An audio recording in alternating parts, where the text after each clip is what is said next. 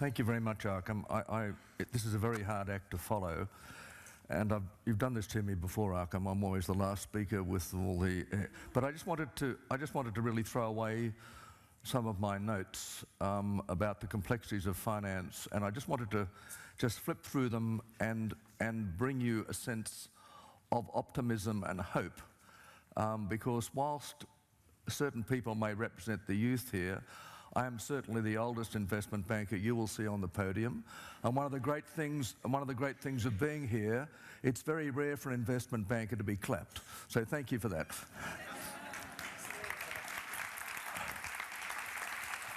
But I have a central point that is really important to every single person in this room with this sense of optimism, that today's financial system will not deliver, and this is terribly important, adequate finance for sustainable development.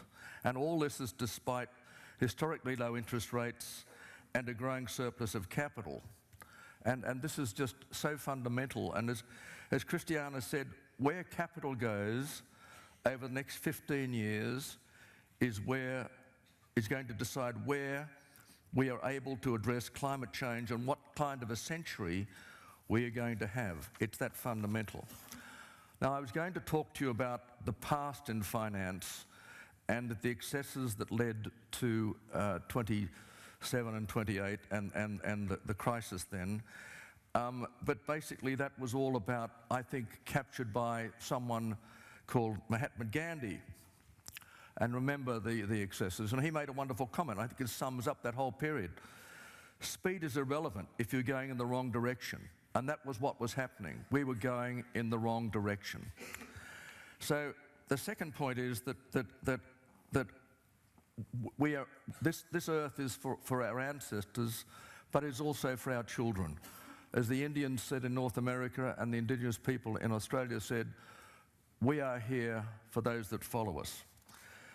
Now, the thing that is happening at the moment, right now, is that there are a whole wave of new financial instruments coming to play. The importance of me being here is not because I know Arkham Steiner, it's because without me and the people that I represent, however unpalatable it may be to those of you that have to deal with the minute issues of landscape in the forests and lack of access to money, the people that I represent are the people that will ultimately make the difference. And it's really important to understand that the most critically acclaimed reports in terms of the leverage that's needed puts the finance sector, the global finance sector, as needing to provide 20 times all that is provided by governments, NGOs, and other philanthropic people. So the multiplier effect is enormous. And this is not a problem, because what's happening is that we are starting to value natural capital. It's very emerging, but we are starting to value natural capital. That is what has led to a thing called conservation finance. That is what has led to this whole new generation of jargon, which is impact investing. And impact investing shouldn't just be seen as investment banks doing an amalgamation of green bonds. It should be investment banks doing impact investing for the least off in society to assist them in terms of what they are doing. So we need to get that as a trickle-down effect. But we've got conservation finance, we've got green bonds. I say to people that ask me, well, what is a green bond, Mark? And Sean Kidney, who happens to also come from the southern part of the world, who is the father of green bond movements, is quite irritated by this, because I say a green bond is nothing more than an accelerated infrastructure investment, debt instrument for large companies, and that's what it is. So I think what we need to do in the next 5 years is as well as creating a robust and highly attenuated green bond market, what we should be doing is greening the debt market. That is what we should be doing.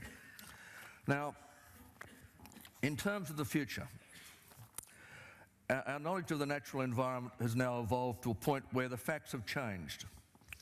A consequence is that the natural environment is increasingly becoming a significant investment parameter, and this is real. Not just because of the underlying risks and opportunities, as expounded by Carney and Arkham and others, but because of a new wave of associated financial policies, regulations and standards.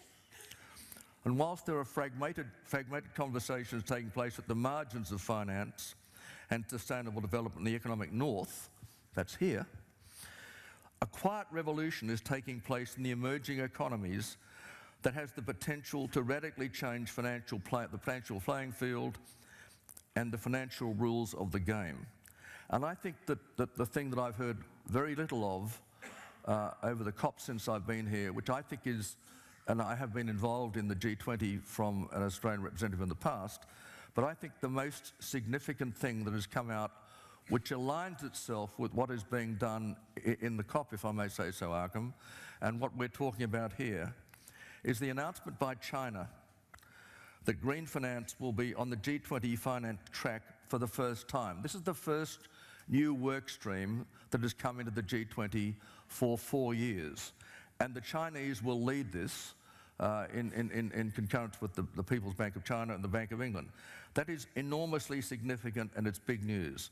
And when you look at Brazil and South Africa, the introduction of progressive financial regulation governing stock exchange and pension funds, the leadership you're seeing in Bangladesh, Nigeria and Indonesia, the old world is hesitant about change. And when I look through the list of attendees at the COP, I was embarrassed to find that I was amongst, if the oldest, but I was certainly amongst the very few. And we need to engage with these people. We need to engage with the Old West. But my view is that the Old West will be trumped by the emerging countries in terms of how they deal with sustainable development. Because remember, for a lot of countries like Kenya, sustainable development and finance is the very essence of their livelihoods and their economies. Nothing is more important. Now, I just wanted to leave you with one sort of statement that I hope, if I'm invited back next year, it will be reality. My Holy Grail in terms of landscape, finance and sustainable development is to have a bond, a $1 billion bond, that either deals with restoration and protection of the barrier reef, restoration and protection of the peatlands in Indonesia, but something that is a debt instrument that is guaranteed by the centrality of the ecosystem itself. Now, to me, there is nothing different between a unique ecosystem and the very nature of sovereign debt. And if you think about it, I'm sure you'd agree with my premise. So I would hope that in the next year, as this idea permeates among these Western institutions, which is where the money is, that we can come here in a year's time and say this is a change. But at the same time, when we come here again next year, we'll talk about the development of conservation finance. We'll talk about the development of greening the bond market. We'll talk about leveraging the debt market into providing the sorts of money that are needed by everybody who's represented in this world. Now, I thought about, there have been a lot of quotes floating around the COP, and it's pretty hard to be competitive. But when I think about what's been said, I luckily picked on one famous French writer, Victor Hugo. And you think about this quote, it sums up everything that I think this is all about. Nothing is more powerful than an idea whose time has come. Thank you very much.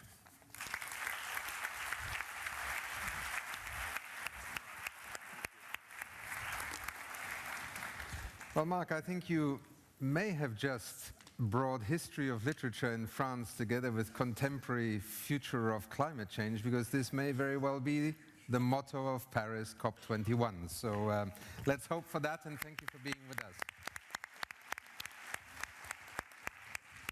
Celine, I let the aged